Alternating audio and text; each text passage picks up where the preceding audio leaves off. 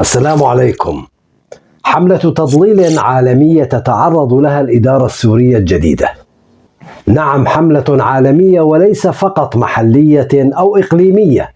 انطلقت قبل أحداث الساحل بيومين، ودائرة التحريض والتضليل قد توسعت. حسابات عالمية شاركت بالحملة، ومن بينها حساب الملياردير المعروف ايلون ماسك المتابع من قبل 220 مليون إنسان. الصحفي الأمريكي المتطرف تاكر كيرلسون زعم أن نسبة المسيحيين في سوريا تراجعت بعد سقوط الأسد. وأحد الحسابات الأمريكية الشهيرة زعمت بوجود مذابح بحق المسيحيين، حيث ذكر بيتر سويدن الصحفي والمعلق السياسي الشهير وتساءل في تغريدة له: لماذا تتجاهل وسائل الإعلام الرئيسية المذابح التي يرتكبها النظام في سوريا ضد المسيحيين؟ هكذا جاء السؤال، ليرد عليه ايلون ماسك بسؤاله البريء: كم عدد القتلى؟ طبعا في محاولة لاستغلال عدد متابعيهم لترويج أخبار زائفة، وريثما يتم التثبت من صحتها تكون قد انتشرت تلك الأخبار انتشار النار في الهشيم. نعم، تلك هي لعبة السوشيال ميديا. لكن في المقابل لم يتأخر الرد على ادعاءات ايلون ماسك وترويجه لأكاذيبهم، وقد جاء الرد عليه بتسجيل مصور من إحدى الناشطات وباللغة الإنجليزية التي يفهمها جيدا. This is a message from the Syrian people to Elon Musk. First, we would really like to thank you for asking very important questions about Christian Syrian lives in Syria. I'm going to answer you how many people were killed. On the morning of March 8th, they said that around 1,000 Syrians have been killed in what was happening. They said that there was 3 Christians that died the first day, which was, I think, March 7th.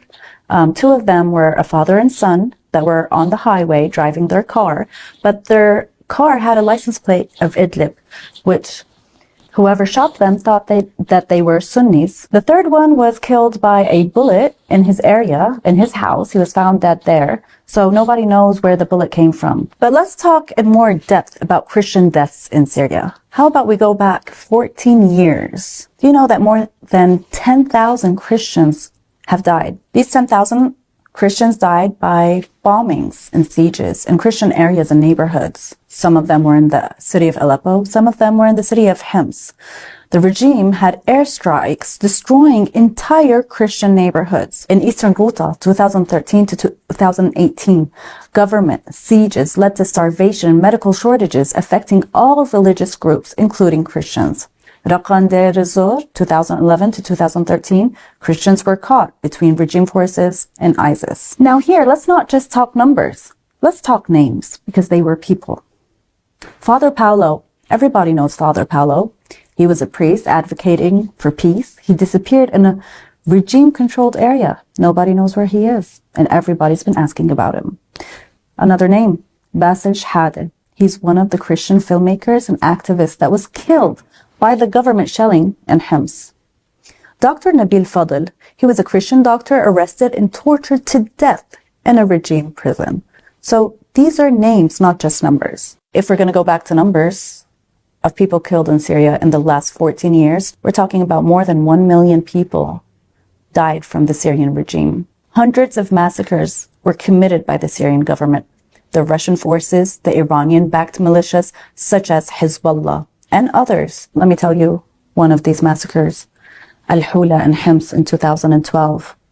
More than 150 victims. They were all in their houses, sleeping. When the militias went inside, the regime-affiliated militias went inside and started killing the kids, the children, the women. One of these kids was around 2 years old, blonde, cute, just like your kids. And one of these killers grabbed this little boy from his mother's hands, and the boy was really scared, and he started pulling onto his mom's hair. We found his body with his mom's hair stuck in his hands because he pulled her hair out, and then they killed him with a knife, cut his throat, and his mother had a cut-in throat right next to him. That day, more than 150 women and kids were killed, cold-heartedly. So yeah, that's a massacre. Another massacre, the massacre that happened in Daraya, again in 2012, more than 600 victims. Daraya is in Damascus. Another massacre, there was the chemical massacre. Did you hear about that?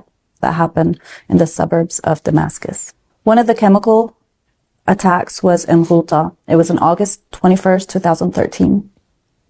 Children choked to death from the chemicals. Since we started talking about massacres, let me tell you how many massacres were committed by the American military against the American population. We all know about the historical massacres that were based on racial violence, domestic terrorism that happened in the United States. One example was the Pequot Massacre, also known as the Mystic Massacre. In present day, it's Connecticut. Just before dawn on May 27th, in 1637, as I remember, colonists, settlers, you can call them, they went into the town. They set fire to the whole village, trapping the Pequot inside. Those who tried to escape were shot or killed with swords. The death toll, around 400 to 700 men, women, and children. They were all killed, most of them burned alive. Or let's talk about the Wounded Knee Massacre in 1890. U.S. troops killed around 300 people, marking the end of major native resistance in the wars. New Orleans Massacre in 1866, around 50 Black people were killed. That's all racial violence. Colfax Massacre, 1873. White supremacists killed about 150 Black free men in Louisiana. And again, Tulsa Race Massacre, 1921. White mobs destroyed the Black community in Tulsa, Oklahoma, killing around 300 Black residents and displacing thousands. You're trying to blame the new government for what's happening in Syria, even though the old regime is responsible for all the violence and the racial hatred that's happening here. So, dear Ellen, these are some numbers for you. Maybe they're not the numbers that you wanted, but they're numbers.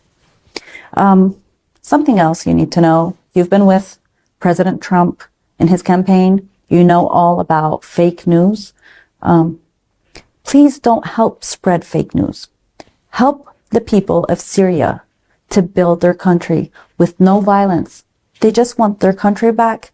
They want electricity, food, and freedom. Is that too hard to ask? Thank you. مسيحيو سوريا بدورهم كافحوا تلك الحملات الإعلامية التضليلية، حيث أصدرت كنائس سوريا بيانا نفى الشائعات التي روجتها حسابات عالمية. الأب سبيريدون طنوس كاهن الكنيسة الأرثوذكسية أكد أن مسيحيي سوريا هم جزء لا يتجزأ من الشعب السوري، كما أنكر على بطاركة دمشق الثلاثة صمتهم حيال حملة التضليل والافتراء التي تتعرض لها الإدارة السورية الجديدة وقوات الأمن العام.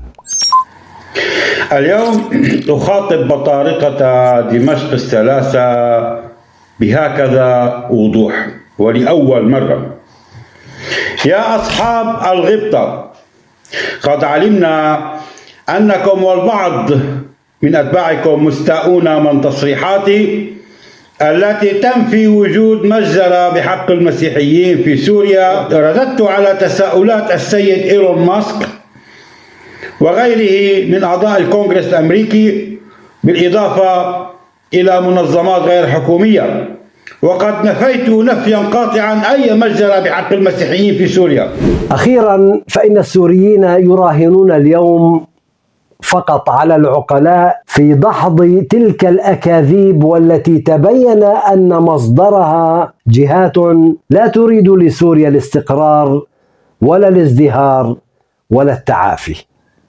دمتم في رعاية الله، وإلى اللقاء.